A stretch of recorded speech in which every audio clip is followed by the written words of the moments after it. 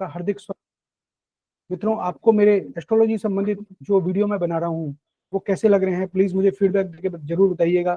इसके पहले मैंने सूर्य का इफेक्ट 12 हाउस में और मून का इफेक्ट 12 हाउस में बताया है।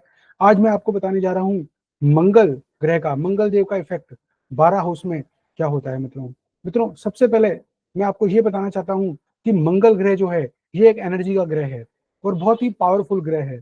इसकी सबसे बड़ी खास बात यह है मंगल ग्रह की कि जो मंगल देव हैं उनको हम वो सेनापति हैं, तो उनको हम किन से डिनोट करते हैं। और नॉर्थ इंडिया के हम लोग हनुमान जी महाराज को डिनोट करते हैं। हनुमान जी महाराज की कृपा से मंगल देव, जो मंगल से रिलेटेड प्रॉब्लम्स हैं वो दूर हो जाती है। और साउथ इंडिया के अंदर हम लोग कार्तिकेय भगवान को मंगल ग्रह के सेनापति मानते हैं। तो मित्रों आपको क्या करना है, आपको ये देखना है हमेशा कि मंगल आपके कुंडली के अंदर कौन से हाउस में बैठा हुआ है और उसके हिसाब से वो क्या रिजल्ट दे रहा है। जैसा वो रिजल्ट देगा वैसे ही आपको लाइफ के अंदर प्रॉब्लम्स आएंगी, क्योंकि मंगल एक एग्रेसिव प्लेनेट है। लाइक सपोज कीजिए किसी का मंगल लगन में बैठा है तो ऐसा बंदा मांगलिक हो गया। मैं आपको शुरू में डिटेल में ये भी बताऊंगा, एक पूरा प्रॉपर वीडियो बताऊंगा जिसमें आपको ये बताऊंगा कि मांगलिक होना क्या होता है और मांगलिक कैसे होता है और मांगलिक के उपाय और मांगलिक के जो रिलेटेड प्रॉब्लम्स हैं वो सारी मैं आपको मेरे इस वीडियो में बताऊंगा। मित्रों जय श्री राम। मित्रों वीडियो पूरा देखने के लिए आप मेरे चैनल को सब्सक्राइब करें और वीडियो को लाइक करें। मित्रों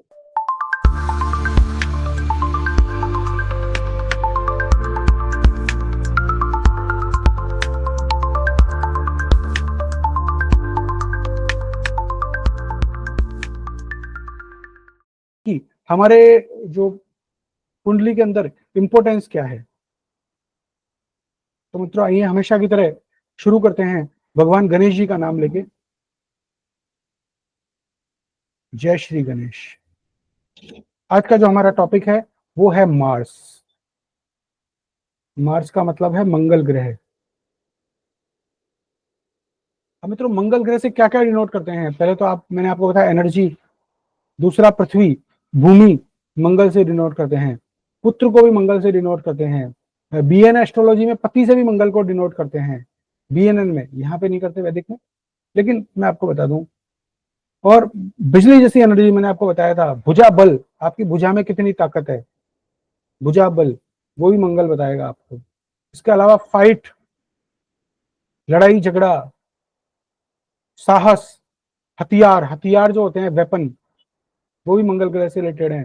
मंगल ग्रह एक क्षत्रिय प्लेनेट है और अगर आपकी सर्जरी होती है तो वो भी मंगल से डिनोट किया है। इसके अलावा आपका एक्सीडेंट होता है,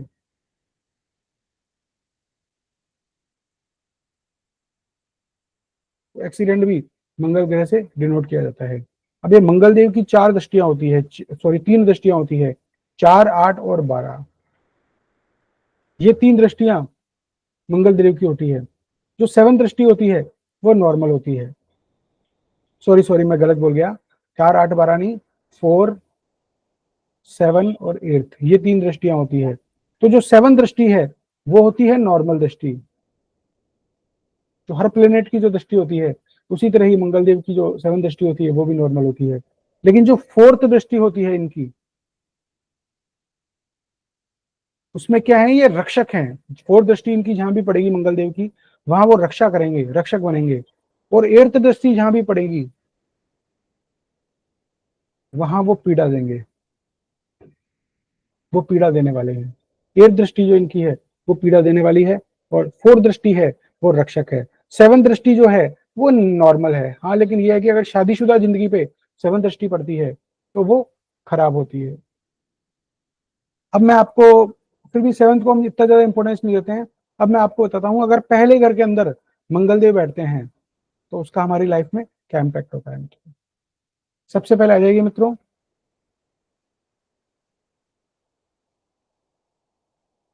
फर्स्ट हाउस में मंगल देव। फर्स्ट हाउस पे अगर मंगल देव बैठेंगे तो ऐसा बंदा क्या होगा, क्रोधी होगा, एनर्जी भी ज्यादा होगी, ऐसे बंदे में बहुत ज्यादा एनर्जी होगी, क्रोधी होगा। अब इसकी जो 4th दृष्टि है वो कहां पड़ेगी, 4th हाउस में पड़ेगी। तो क्या देगा, ये वहां रक्षा करेगा ना, तो रक्षा का मतलब परिवार की रक्षा करेगा, और प्रॉपर्टी मिलेगी। और जो 8th दृष्टि है वो कहाँ पड़ेगी इसकी, आप बताइए कहाँ पड़ेगी मित्रों। अपन कुंडली बना के देखें, कुंडली में अगर पहले नंबर पे मंगल बैठा है तो उसका सीधे आप काउंट करोगे तो 8th दृष्टि कहाँ आएगी, 8वें घर में। तो क्या करेगा, पराक्रम से पीड़ा को दूर करेगा। पीड़ा तो मिलेगी लेकिन पराक्रम से पीड़ा को दूर करेगा।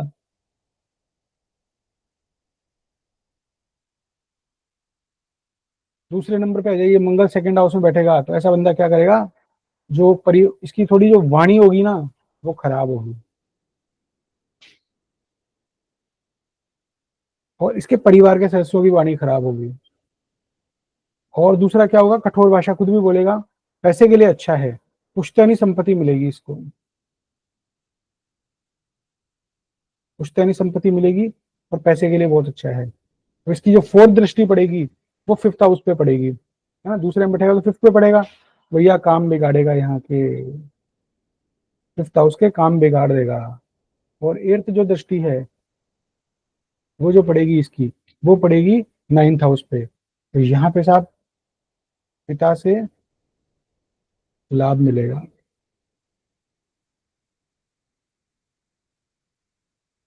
और जाइए तीसरे हाउस में, बहुत बढ़िया, मंगल के लिए बहुत अच्छी बात है ना। और छोटे भाई पराक्रम ये तभी दिखा पाएगा, इसकी छोटे भाई से बनेगी, छोटे भाई से नहीं बनेगी तो प्रॉब्लम हो जाएगी। इसकी 4th दृष्टि किस पे पड़ रही है, 4th दृष्टि पड़ रही है 6th हाउस पे, जो कि गुड है, अच्छी बात है। और 8th दृष्टि है 10th हाउस पे पड़ रही है, जो कि प्रोफेशनल रिलेशन को खराब करेगी। 8th दृष्टि प्रोफेशनल रिलेशन को खराब करेगी, क्योंकि 10th हाउस पे आ गई ना सीधे से भाई।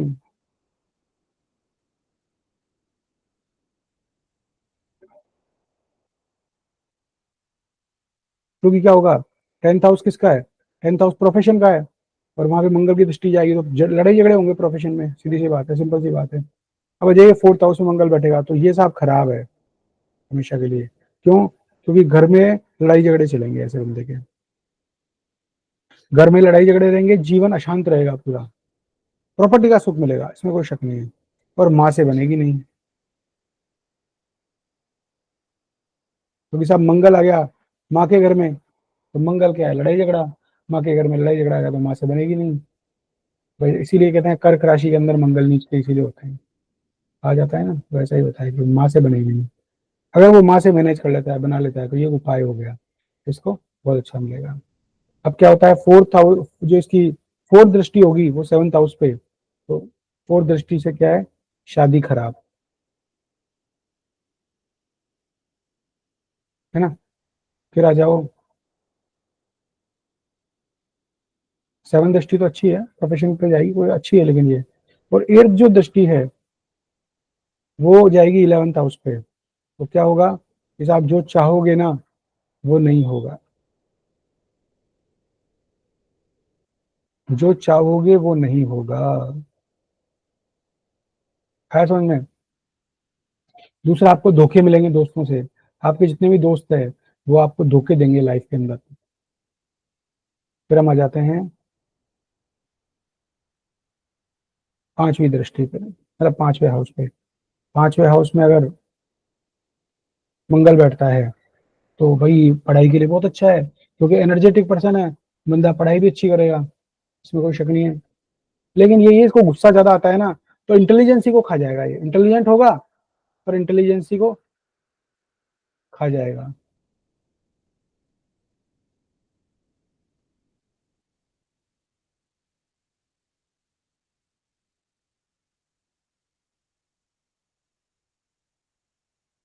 ठीक है, उसके बाद किस पे आ जाओ आप,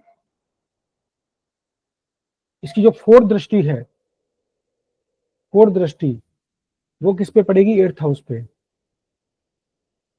तो पीड़ा से बचाएगी, प्रोटेक्टर है ना, पीड़ा से बचाएगी। और इसकी जो 8th दृष्टि है वो पड़ेगी 12th हाउस पे। तो भाई साहब ये क्या करेगा बंदा, बुरी आदतों में पैसा खर्च करेगा, बैड प्लेजर में पैसा खर्च करेगा।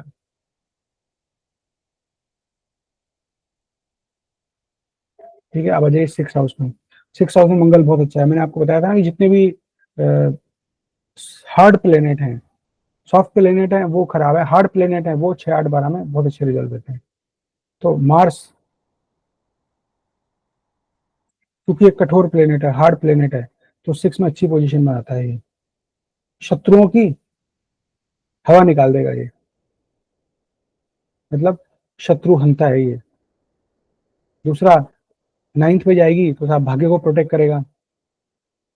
नाइन्थ हाउस पे दृष्टि जाएगी ना, फोर्थ, तो भाग्य को प्रोटेक्ट करेगा, भाग्य को प्रोटेक्ट करेगा। और जो एट दृष्टि है वो जाएगी आपके पहले हाउस पे, तो साहब शत्रु बनेंगे, शत्रु बनेंगे, लेकिन घबराने की जरूरत नहीं है क्योंकि सिक्स हाउस में बैठा है, शत्रुओं का नाश कर देगा, शत्रु कितने ही बन जाए इसके। सेवंथ में आएगा, अब साहब सेवंथ में आते ही क्या है, शादीशुदा जिंदगी खराब,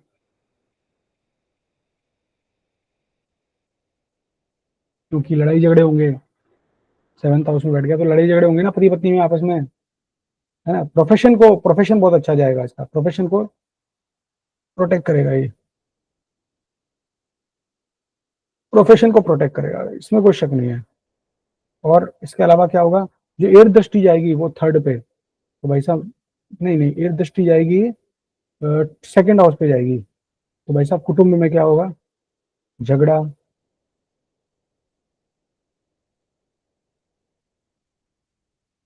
कुटुंब में झगड़ा होगा अगर एट दृष्टि उस पे जाएगी तो। फिर आप आ जाइए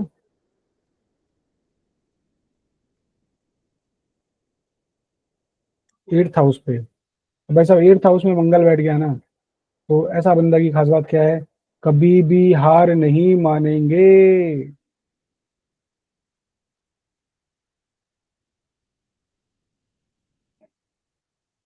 अगर मंगल पावरफुल है यहाँ का, ऐसा बंदा कभी हार नहीं मानता है। प्रत्येक संपत्ति मिलती है इनको, बिना कमाई हुई प्रॉपर्टी मिलती है इनको, और इनकम को प्रोटेक्ट करता है। यहाँ की चौथी दृष्टि कहाँ जाएगी, आठवें हाउस की फोर्थ दृष्टि किस पे जाएगी, इलेवंथ हाउस पे जाएगी, तो इनकम को प्रोटेक्ट करेगा। और ऐसा बंदा पराक्रमी होगा क्योंकि थर्ड हाउस पे भी दृष्टि जाएगी, लेकिन तभी पराक्रमी होगा जब भाई बहन से इसके रिलेशन अच्छे। ठीक है, अब नाइन्थ हाउस पे आ जाइए मतलब। नाइन्थ हाउस किसका है, भाग्य का हाउस है। अगर मंगल यहाँ बैठता है तो भाई साहब भाग्य को इंक्रीज करेगा, भाग्य को चमका देगा। और जो फोर्थ दृष्टि होगी इसकी, वो कहाँ पड़ेगी, ट्वेल्थ हाउस पे, तो खर्चों को रोकेगा।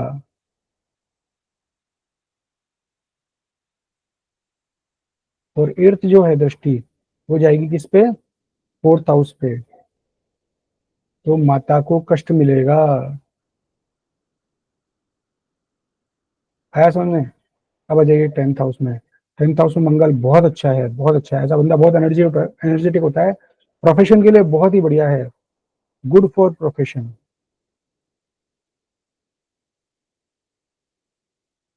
ऐसे बंदे इंजीनियर बनते हैं, डॉक्टर बनते हैं, बहुत अच्छा रहता है इन लोगों के लिए।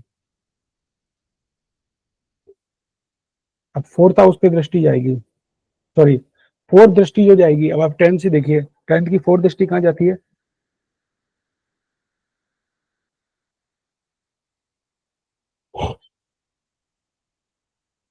लगन पे जाएगी, तो साहब हेल्थ को प्रोटेक्ट करेगा ये,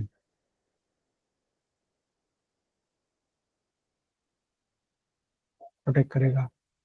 और जो एक दृष्टि जा रही है वो कहाँ जा रही है साहब, एक दृष्टि इसकी जा रही है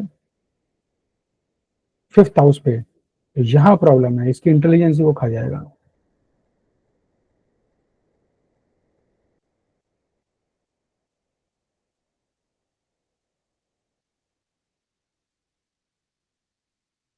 अब आ जाइए 11 नंबर पे। 11 नंबर पे अगर अगर मंगल बैठता है तो क्या रहता है, मतलब देखो 11वें हाउस पे अगर मंगल बैठता है ना, तो सबसे बड़ी खास बात मंगल की क्या है, एक चीज हमेशा ध्यान रखना, कि इनकम जो हाउस है उसको तो ये हमेशा प्रोटेक्ट करेगा, वहां बैठेगा, है ना। लेकिन मित्रों से इसके झगड़े होंगे, बाकी सब बढ़िया रहेगा।